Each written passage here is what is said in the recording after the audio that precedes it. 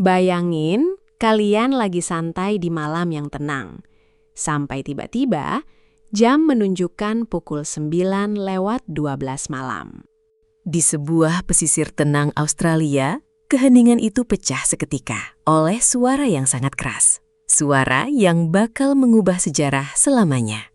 Hanya dalam waktu 50 menit, 6 orang kehilangan nyawa, termasuk seorang ayah dan calon bayi yang belum sempat melihat dunia. Ini bukan sekedar kriminal biasa. Ini adalah aksi terencana dari seorang pria yang kita kenal sekarang sebagai Central Coast Massacre. Siapa pelakunya? Namanya Malcolm George Baker, seorang mekanik berusia 45 tahun yang terlihat biasa saja dari luar. Tapi di balik kunci pas dan oli mesin, tersimpan kegelapan yang gak terbayangkan oleh siapapun. Baker punya hidup yang rumit. Dia punya 9 anak dari 6 wanita berbeda dan punya ketergantungan pada obat-obatan tertentu. Masalah dimulai saat hubungannya dengan Carrie Ann Gannon berakhir. Carrie Ann memutuskan Baker 6 minggu sebelum kejadian tragis itu.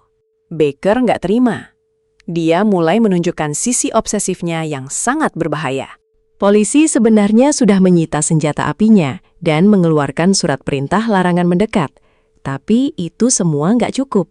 Baker sudah menyiapkan sesuatu yang jauh lebih mengerikan, sebuah daftar orang-orang yang ingin dia habisi.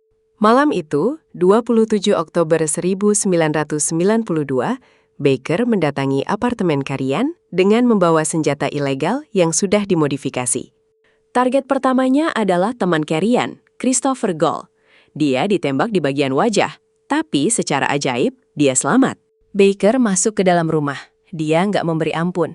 Carrie Ann menjadi korban berikutnya di tangan pria yang dulu mencintainya. Nggak berhenti di situ, adik Carrie Ann yang bernama Lisa, yang saat itu sedang hamil 8 bulan, juga menjadi sasaran. Ayah mereka, Thomas Gannon, mencoba melawan untuk melindungi anak-anaknya. Tapi dia juga tak berdaya menghadapi kegilaan Baker. Setelah menghancurkan satu keluarga, Baker nggak berhenti. Dia langsung tancap gas menuju lokasi berikutnya. Dia pergi ke rumah anak kandungnya sendiri, David Baker. Bayangkan, seorang ayah yang tega mendatangi anaknya untuk tujuan ini. Tanpa ragu, Baker mengeksekusi putranya sendiri di halaman belakang. Alasan dibalik ini masih menjadi misteri kelam. Belum puas, dia menuju perhentian terakhir di Wyong. Targetnya adalah Ross Smith, mantan rekan bisnisnya. Baker merasa Smith telah merugikannya dalam bisnis. Dendam ini membuatnya melenyapkan Smith dan kekasihnya yang juga sedang hamil. Dalam kurun waktu kurang dari 1 jam, Baker sudah menghabisi 6 nyawa. Dunia seakan berhenti berputar malam itu. Tapi, plot twist-nya ada di sini. Baker sebenarnya masih punya daftar target lain di Sydney.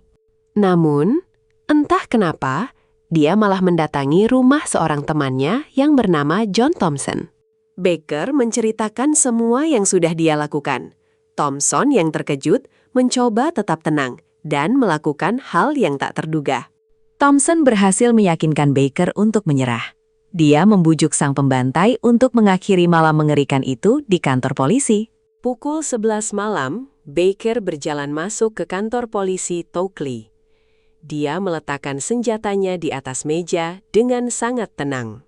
Dia memberitahu polisi dengan nada dingin di mana mereka bisa menemukan semua korbannya. Gak ada rasa penyesalan di matanya. Di pengadilan, Baker mengaku bersalah atas semua tuduhan. Motifnya sederhana tapi mengerikan. Kemarahan dan obsesi yang tak terkendali. Hakim menjatuhkan vonis 6 kali hukuman seumur hidup tanpa kemungkinan bebas. Dia dikurung di penjara dengan keamanan tertinggi. Baker menghabiskan 15 tahun di sel isolasi. Tapi bagi keluarga korban, keadilan ini nggak pernah cukup untuk menyembuhkan luka. Ibu Carrie Ann Gannon hancur total. Dia menyebut Baker sebagai pencuri oksigen yang telah mengambil segalanya dari hidupnya.